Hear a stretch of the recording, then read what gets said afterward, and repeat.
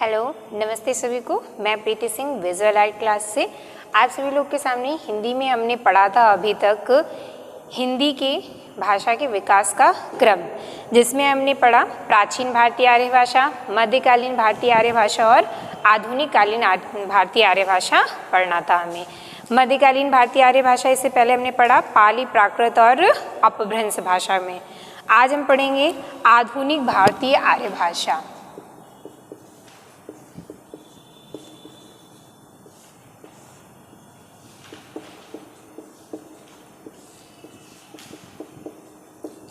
आधुनिक भारतीय आर्य भाषा का कार्यकाल जो माना जाता है वो 1000 ईस्वी से अब तक माना जाता है। तो इस समय हमारी कौन सी भाषा चल रही है? आधुनिक भारतीय आर्य भाषा चल रही है। आधुनिक भारतीय आर्य भाषा का विकास किससे माना जाता है? आधुनिक भारतीय आर्य भाषा का अगर विकास पूछा जाए तो ये आपका माना जाता है अपभ्रंश भाषा से।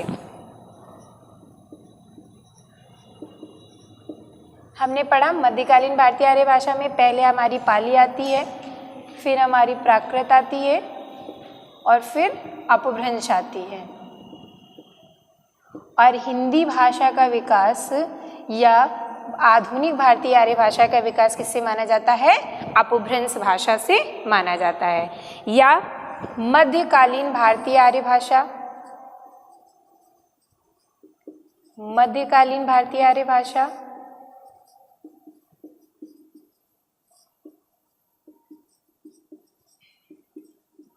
व आधुनिक भारतीय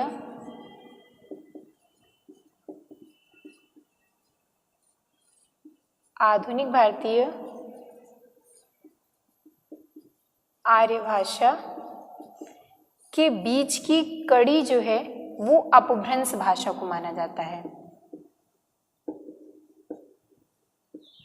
मध्यकालीन भारतीय आर्य भाषा व आधुनिक भारतीय आर्य भाषा के बीच की कड़ी किसको माना जाता है? अपभ्रंश भाषा को माना जाता है। इसलिए इसे संधिकालीन भाषा भी कहते हैं।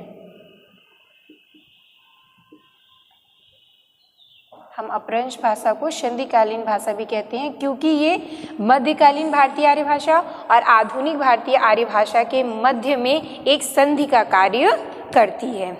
लेकिन अगर हम पूछें आधुनिक भारतीय आर्य भाषा की आदि जननी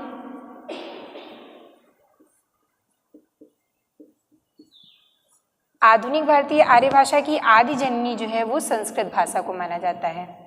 या इसी में हम कह सकते हैं हिंदी की आदि जननी, हिंदी भाषा की भी आदि जननी जो है वो संस्कृत भाषा को मानते हैं। लेकिन हिंदी का अगर हम विकास माने, हिंदी का विकास किससे हुआ है? तो वो अपभ्रंश भाषा से हुआ है। और हिंदी हमारी आधुनिक भारतीय आर्य भाषा की भाषा मानी जाती है। आधुनिक भारतीय आर्य भाषा का सर्वप्रथम वर्गीकरण किसने किया है? आधुनिक भारतीय आर्य भाषा का सर्वप्रथम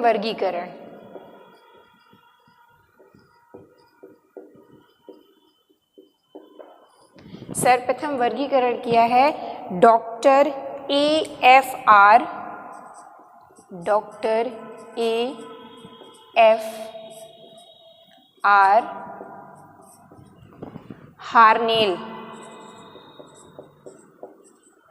हार्नेले, जो कि इन्होंने किया था 1880 में। कब किया था? 1880 में। आधुनिक भारतीय आर्य भाषा का सर्वप्रथम वर्गीकरण किसने किया है? Doctor A.F.R. हार्नेल ने किया है 1880 ईस्वी में। आधुनिक भारतीय आर्य भाषा में अपभ्रंश के प्रकार बताए गए हैं। जैसा कि हम लोगों ने पढ़ा कि पाली भाषा के बाद प्राकृत भाषा आती है, तो पाली भाषा की कुछ विशेषताएं आपको प्राकृत भाषा में देखने को मिलती हैं और प्राकृत भाषा की कुछ विशेषताएं आपको अपभ्रंश भाषा में देखने को मिलती हैं। जिस प्रकार प्राकृत भाषा में हमने उसके प्रकार पढ़े थे, शॉर्ट श्रेणी, मागधी, अर्धमागधी, उसी तरह फिर उसका अपभ्रंश में भी प्रकार हम पढ़ते हैं।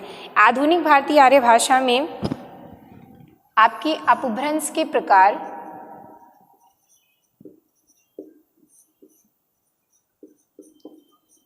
के आधार पर ही आपकी हिंदी भाषा का विकास माना जाता है, क्योंकि हिंदी भाषा का विकास हमने बताया अभी अपभ्रंश भाषा से माना जाता है। तो आधुनिक भारतीय आर्य भाषा में अपभ्रंश के कितने प्रकार माने गए हैं? 5 प्रकार माने गए हैं। कौन से हैं? पहला आपका सौरसेनी अपभ्रंश,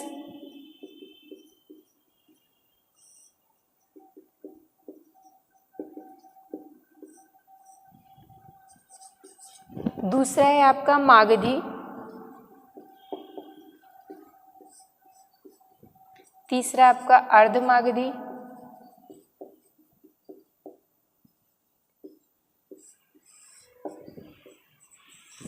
चौथा आपका महाराष्ट्री,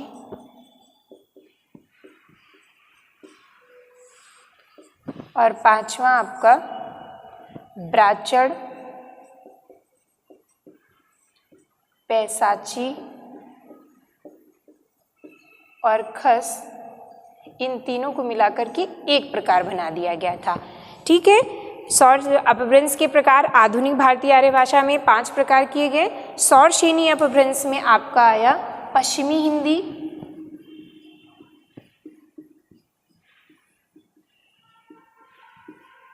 राजस्थानी व गुजराती, ये आपका आया सौरसेनी अपभ्रंश में। मागधी में आपका आता है बिहारी, बंगला, बिहारी, बंगला, उड़िया, असमिया, ये भाषाएं आपकी मागधी अपभ्रंश में आती हैं। अर्धमागधी अपभ्रंश में आपका पूर्वी हिंदी आता है, महाराष्ट्र में आपका मराठी आता है, और ब्राह्मण, पैसाची और खस के अंतर्गत आपका सिंधी, पंजाबी, लहंदा और पहाड़ी भाषाएं आती हैं। अब इसमें हम प्रत्येक भाषा की लिपि देखते हैं कि वो किस लिपि में लिखी गई है अभी तक। सबसे पहले हम देखते हैं सिंधी की लिपि। सिंधी भाषा है, सिंधी की लिपि जो है वो लंडा लिपि मानते हैं। सिंधी की लिपि लंडा लिपि में लिखी जाती है, या कुछ लोग इसे गुरुमुखी लिपि में, कुछ लोग इसे गुरुमुखी लिपि में व फारसी लिपि में भी लिखते हैं। गुरुमुखी लिपि व फारसी लिपि में भी लिखते हैं। जैसे कि इस समय आपकी प्राचीन अभी जो हिंदी का प्रयोग हो रहा है, तो हमारी हिंदी भाषा में हमने देवनागरी लिपि का प्रयोग तो किया ही है, उसमें साथ साथ हम कहीं ना धीरे धीरे करके हम उसमें रोमन लिपि का भी समाहित करते जा रहे हैं। तो सिंधी भाषा की जो लिपि है वो लंडा लिपि मानी जाती है, लेकिन कुछ लोग उसे गुरुमुखी लिपि में भी लिखते हैं और कुछ उसकी फारसी लिपि भी मानते हैं। लहंदा भाषा, लहंदा की लिपि, लहंदा की लिपि भी आपकी लंडा लिपि मानी जाती है। लहंदा भाषा किस लिपि में लिखी जाती है? लंडा लिपि में लिखी जाती है। पंजाबी की आपकी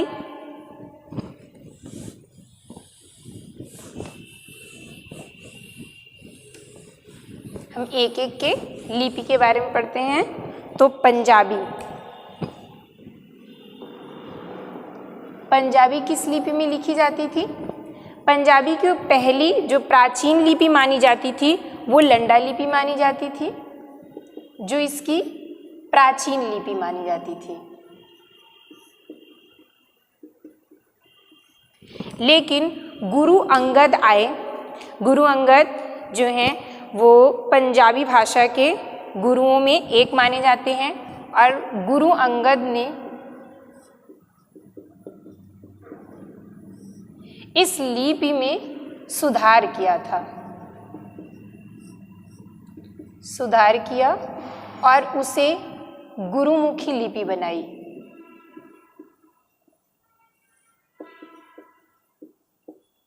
और अभी वर्तमान समय में पंजाबी किस भाषा में लिखी जाती है? गुरुमुखी लिपि में लिखी जाती है।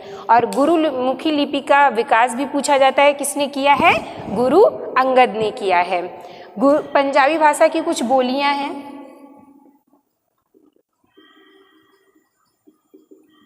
जो पंजाबी भाषा के अंतर्गत आती हैं, आपकी है माझी,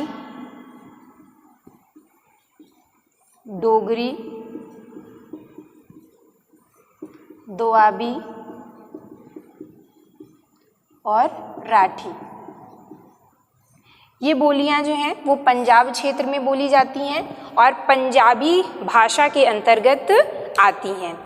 इसके बाद हम देखते हैं मराठी की लिपि। मराठी भाषा आपकी किसके अंतर्गत आती थी? महाराष्ट्री के अंतर्गत।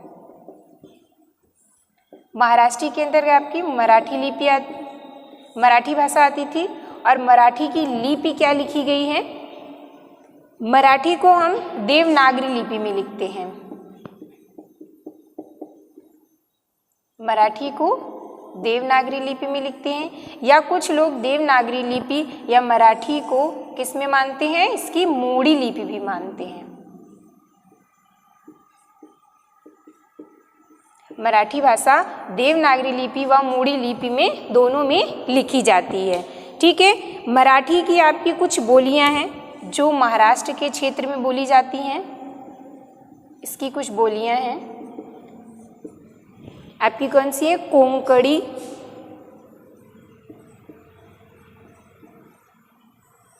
नागपुरी,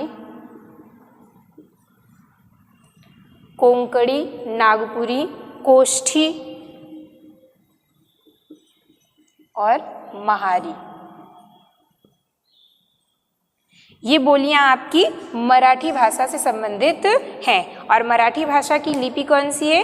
देवनागरी लिपि, या इसे हम मोड़ी लिपि भी कहते हैं। अब इसके बाद है आपका बंगला भाषा। बंगला भाषा की लिपि क्या थी? बंगला भाषा की लिपि जो है वो बंगला लिपि ही मानी जाती है। क्या मानी जाती है? बंगला लिपि। इसी तरह आपका है असमिया भाषा। ये असमिया भाषा आपकी असम क्षेत्र में बोली जाती है। बंगला भाषा जो है आपकी ये पश्चिम बंगाल साइड बोली जाती है। पश्चिम बंगाल साइड बोली जाती है, जो कि बंगला लिपि में ही लिखी हुई है। असमिया भाषा जो है, असमिया भाषा आपकी ये भी आपकी बंगला लिपि में लिखी जाती है,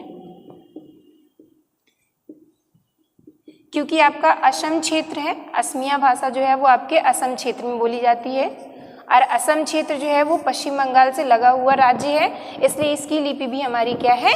बंगला लिपि में लिखी जाती है। आपका इसके बाद आता है उड़िया भाषा।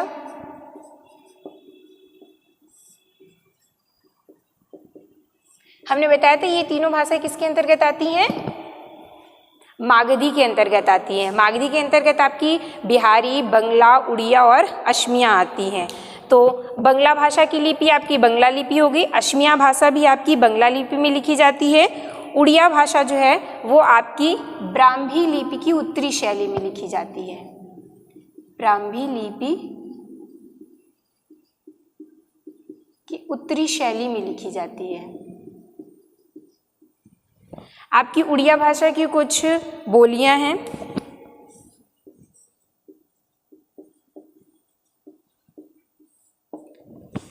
उड़िया भाषा की बोलियों में आपके आता है गंजामी, संभलपुरी,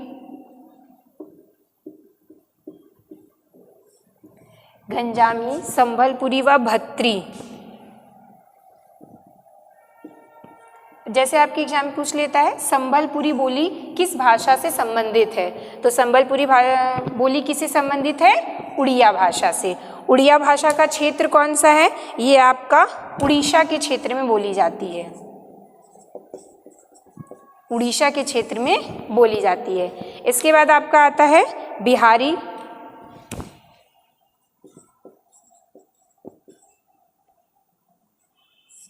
बिहारी भाषा, बिहारी भाषा की लिपि जो है वो उसकी प्राचीन लिपि जो मानी गई है वो कैथी लिपि मानी जाती है। बिहारी की कैथी लिपि जो है ये प्राचीनतम लिपि है, ये इसकी प्राचीन लिपि है। और अभी आधुनिक लिपि जो है वो बिहारी जो है आपकी देवनागरी व रोमन लिपि में लिखी जा रही है। समय के साथ साथ भाषा में परिवर्तन होता रहता है। इसी तरह जब पहले लिखी जाती थी बिहारी भाषा तो हमारी कैथी लिपि का प्रयोग करके लिखी जाती थी। उसके बाद जैसे जैसे उसमें परिवर्तन होता गया तो हमने उसमें देवनागरी लिपि व रोमन लिपि को भी शामिल कर लिया। तो वर्तमान समय में बिहारी भाषा जो है वो किस लिपि में लिखी जा रही है? देवनागरी लिपि व रोमन लिपि में। जैसे हमारी हिंदी में भी काफ़ी परिवर्तन हुआ है और रोमन लिपि के शब्द जो हैं वो हमारी हिंदी लिपि में, देवनागरी लिपि में, उसी में शामिल होते जा रहे हैं। ठीक है। अब बिहारी की आपकी कुछ उपभाषाएं हैं, उपभाषाएं या इनकी बोलियां हैं। बिहारी की बोलियां जो आपकी बिहार के क्षेत्र में बोली जाती हैं, मैथिली,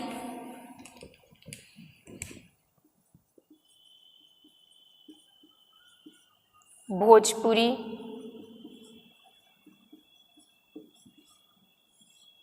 मैथिली, भोजपुरी, मगही, अंगिका, वज्जिका,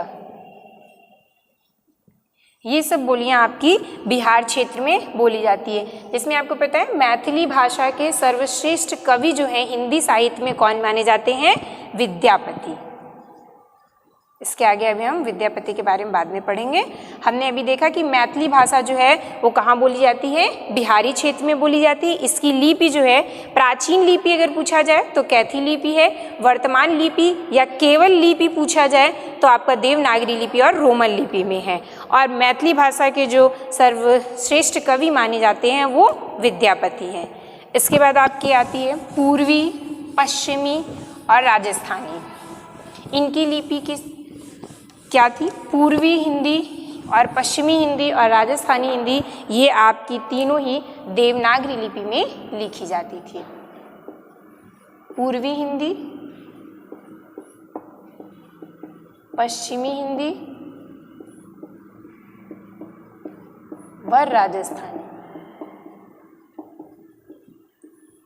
ये आपकी देवनागरी लिपि में लिखी जाती है।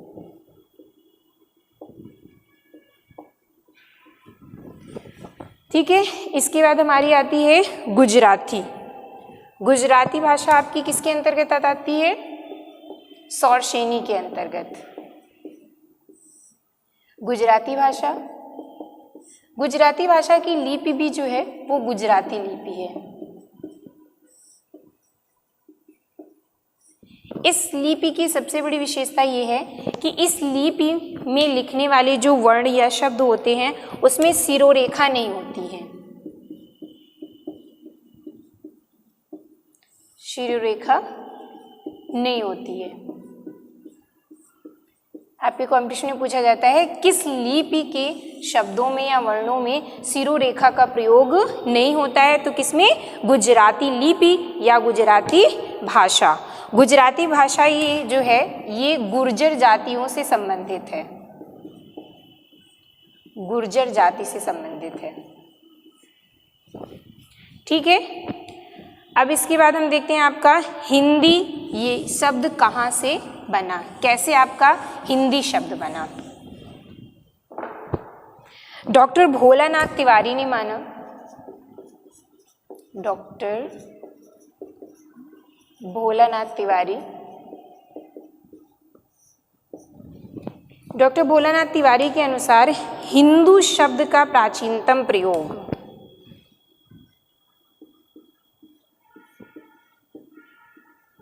हिंदू शब्द का प्राचीनतम प्रयोग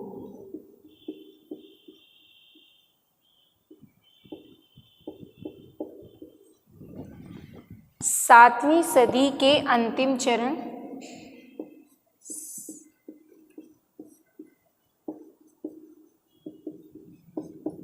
अंतिम चरण के ग्रंथ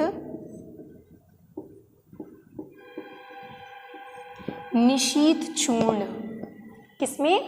निशीथ चूर्ण।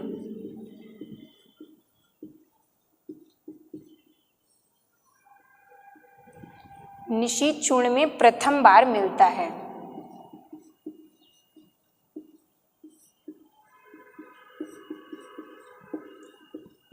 भोलानाथ तिवारी ने ये माना है कि हिंदू शब्द जो है वो सबसे पहले किसमें मिलता है? 7वीं सदी के अंतिम चरण में लिखी गई रचना आपकी निशीथ चूर्ण में मिलता है। लेकिन ऐसा माना जाता है, सर्वमान्य व्याख्या ये है कि संस्कृत भाषा का आपका शब्द था सिंधु।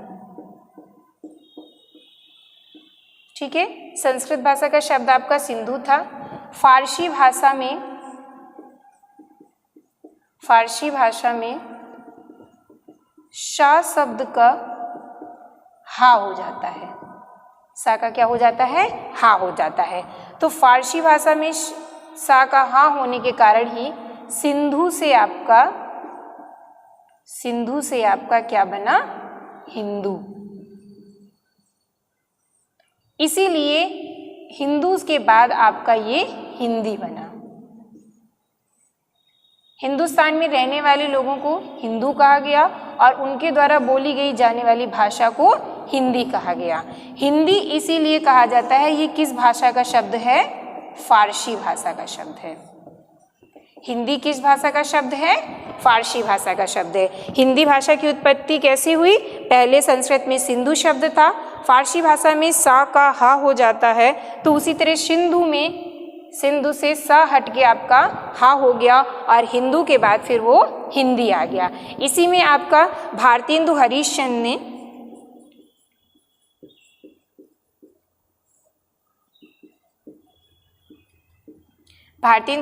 ने नारा दिया था, हिंदी, हिंदू,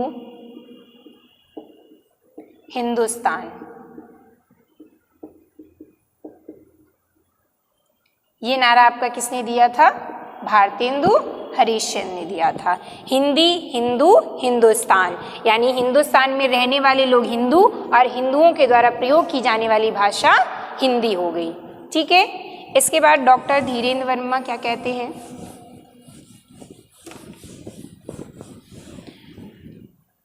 डॉक्टर धीरेन्द्र वर्मा द्वारा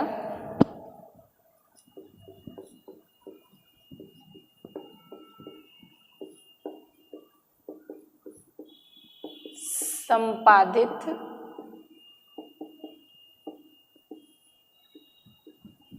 हिंदी साहित्य का कोश,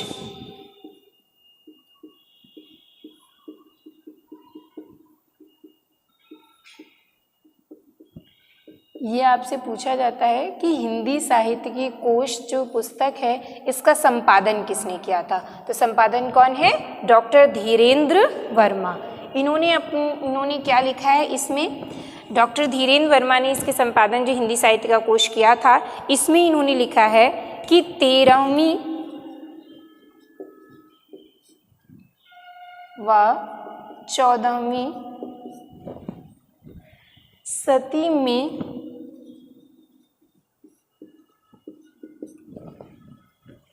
देसी भाषा को, जो हमारे देश में प्रयोग होने वाली भाषा थी, देशी भाषा को हिंदवी, हिंदी,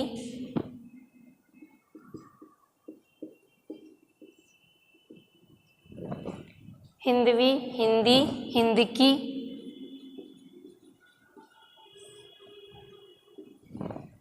हिंदुई,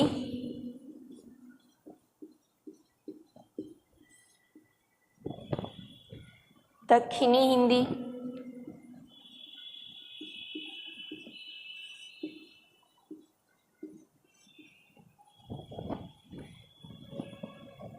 हिंदवी, हिंदी, हिंदकी, हिंदुई, दक्षिणी हिंदी नाम देने में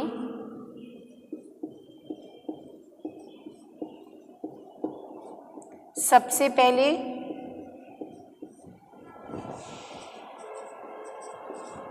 किसको माना है? अबुल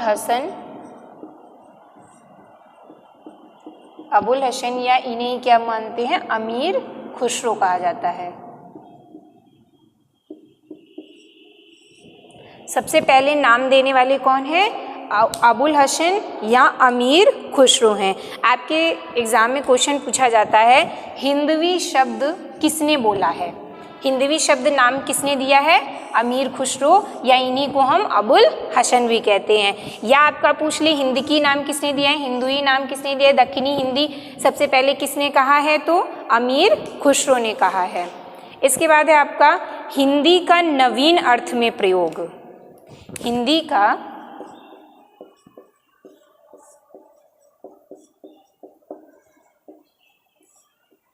नवीन अर्थ में प्रयोग, ये सब आपके प्राचीन काल में आदिकाल में आते हैं। इसके बाद हिंदी का नवीन अर्थ में प्रयोग जो है वो सर्वप्रथम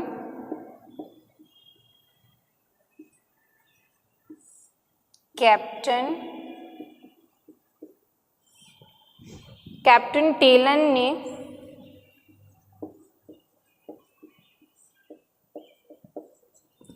1812 ईस्वी में, कैप्टन टेलन ने 1812 ईस्वी में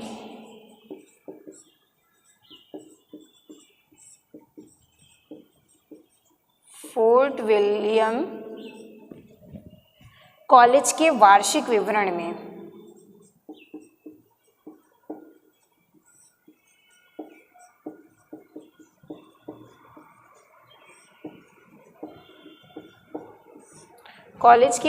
विवरण में प्रयोग किया था।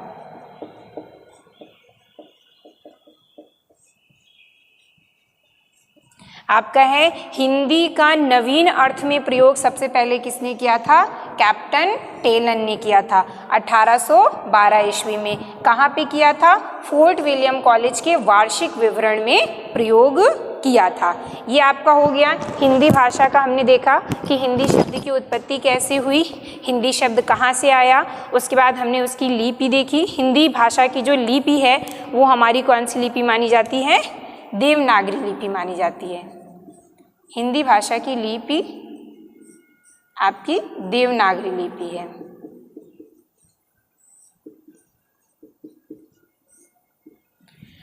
अब हम इसके नेक्स्ट वाली क्लास में पढ़ेंगे लिपि। लिपि का विकास कैसे हुआ, कौन कौन सी लिपि आई हैं और हमारी देवनागरी लिपि में क्या क्या सुधार हुए हैं, देवनागरी लिपि किस प्रकार से अभी विकसित है।